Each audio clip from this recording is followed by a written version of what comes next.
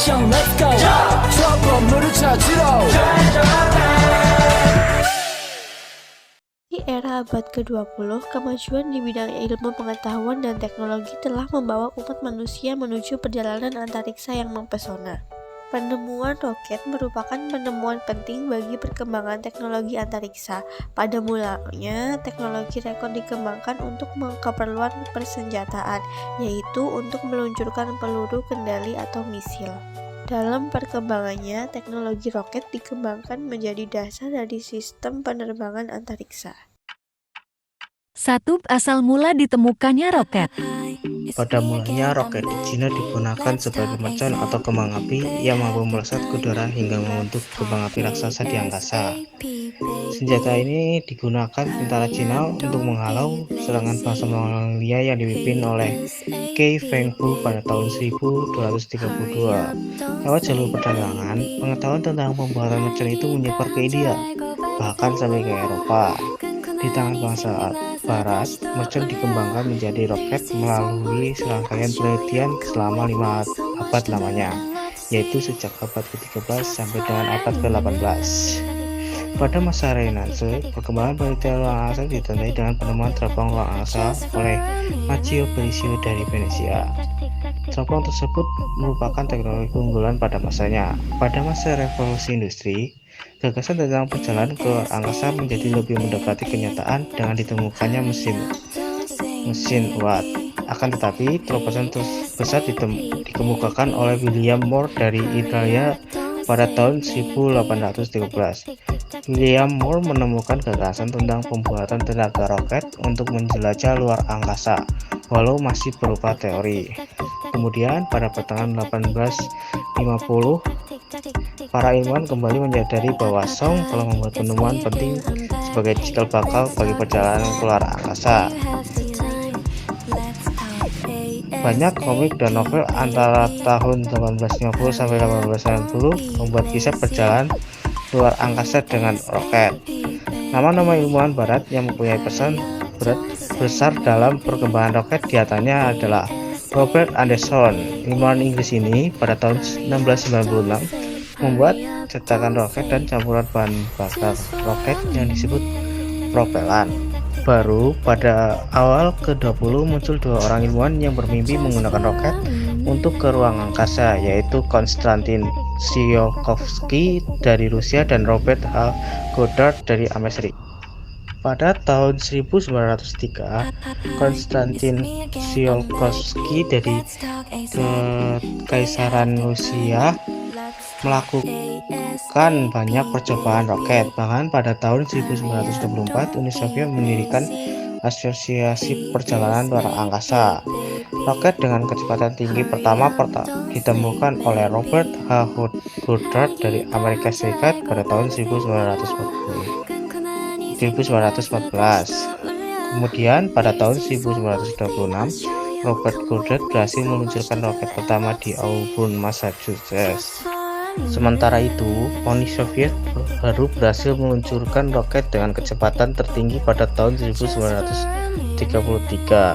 Pada tahun 1929, Herman Orbit membuat roket untuk anak kecil yang berbentuk mainan. Baru pada tahun 1931, Republik Weimar, tempat asal Orbit, berhasil membuat roket militer pertama. Roket pertama itu berhasil diluncurkan oleh Seymour pada tahun 1942 yang berhasil meluncur sampai pada ketinggian 100 km.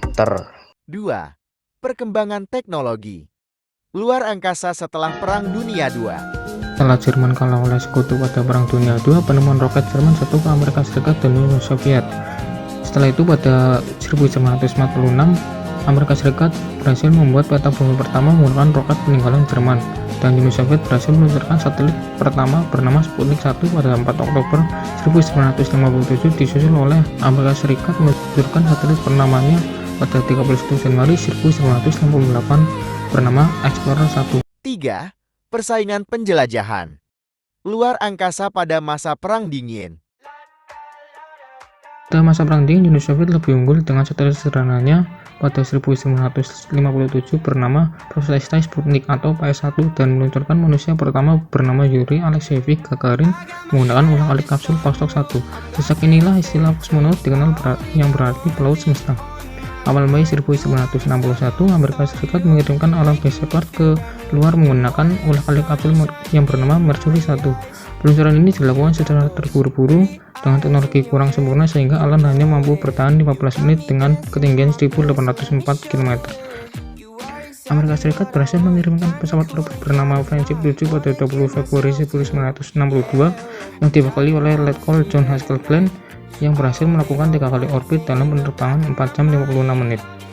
Selain Amerika Serikat dan Uni Soviet, sejumlah negara-negara di Eropa juga turut serta dalam eksplorasi teknologi ruang angkasa.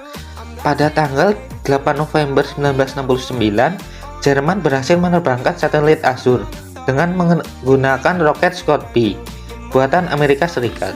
Kemudian Prancis pada 1957 merancang dan berhasil menerbangkan roket Varunik W. Persaingan ketat antara negara-negara maju itu menimbulkan kekhawatiran.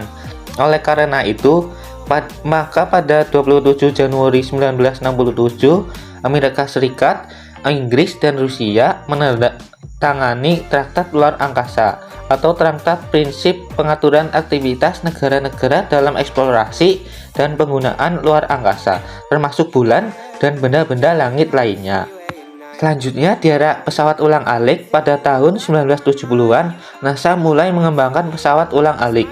Misi ulang-alik dinilai lebih ringan biayanya. Amerika Serikat berhasil meluncurkan pesawat ulang-alik pertamanya di Columbia pada bulan Juni 1981. Akan tetapi pada tanggal 28 Februari 1986, pesawat ulang-alik Challenger meledak saat peluncuran dan menewaskan ketujuh awaknya. Sementara itu, Uni Soviet terus mengejar ketertinggalan dari Amerika Serikat. Uni Soviet juga sempat mengembangkan pesawat ulang-alik sendiri yang diberi nama Buran, yang berarti badai salju. Pada tahun 1988, Buran diuji coba dalam sebuah penerbangan tanpa awak. Akan tetapi, karena krisis politik dan ekonomi menjelang bubarnya Uni Soviet, membuat proyek Buran tersendat, bahkan terhenti sama sekali sebelum sempat berkembang. Dampak teknologi ruang angkasa bagi kehidupan manusia.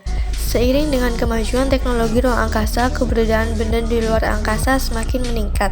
Negara maju berlomba-lomba mengirim benda-benda ruang angkasa tersebut yang biasanya digunakan untuk penelitian berbagai bidang ilmu pengetahuan atau untuk kepentingan lainnya.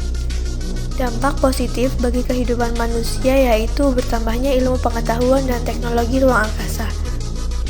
Melalui kemajuan teknologi ruang angkasa, maka memungkinkan diluncurkan teleskop Hubble, sehingga pemahaman manusia terhadap alam semesta pun meningkat. Selain teleskop ruang angkasa Hubble, berbagai jenis satelit juga diluncurkan untuk dimanfaatkan berbagai keperluan bagi kehidupan manusia. Ada 4 jenis satelit, yaitu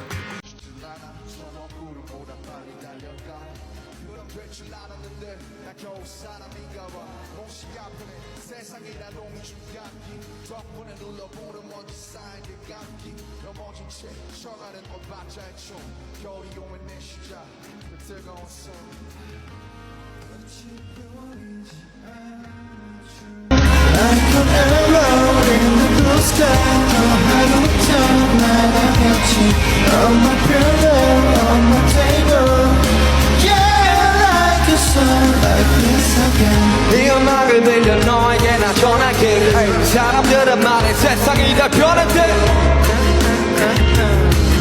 다행히도 이 사이는 아직 곁에 안 변했네 하는 시작과 그 안녕이란 말로 오늘과 내일을 또 함께 이어보자고 멈춰있지만 어둠에 숨지나 비친 듯 peluncuran benda angkasa juga memiliki dampak negatif bagi kehidupan manusia, yaitu sejak tahun pertama diluncurkannya benda-benda ke luar angkasa seperti satelit. Ya, di sana tuh benda-benda tersebut itu tidak selamanya berfungsi. Kalau sudah rusak dan tidak berfungsi lagi, maka negara pengirimnya akan meluncurkan benda luar angkasa yang baru. Sementara itu, benda-benda luar angkasa yang rusak tadi itu masih di sana dan menjadi sampah luar angkasa yang bisa berbahaya bagi kehidupan manusia di muka bumi ini. Sampah luar angkasa biasanya disebut sampah antariksa, yaitu berupa puing-puing dari roket atau satelit yang sudah rusak dan tidak digunakan lagi. Jumlah sampah antariksa yang mungkin sudah mencapai jutaan. Keberadaan sampah antariksa yang begitu banyak menjadi satu ancaman bagi bumi, yaitu disebabkan sewaktu-waktu benda-benda tersebut bisa jatuh ke bumi, dan aktivitas astronot di ruang angkasa juga terganggu akibat banyaknya sampah antariksa tersebut. Para ilmuwan berupaya untuk mencari solusi membersihkan sampah ruang angkasa. NASA hingga saat ini sedang melakukan penelitian untuk menemukan cara membersihkan ruang angkasa dari ancaman peningkatan sampah antariksa. Berbagai ide muncul seperti dengan menggunakan laser yang sangat kuat yang mampu menangkap seluruh sampah tersebut.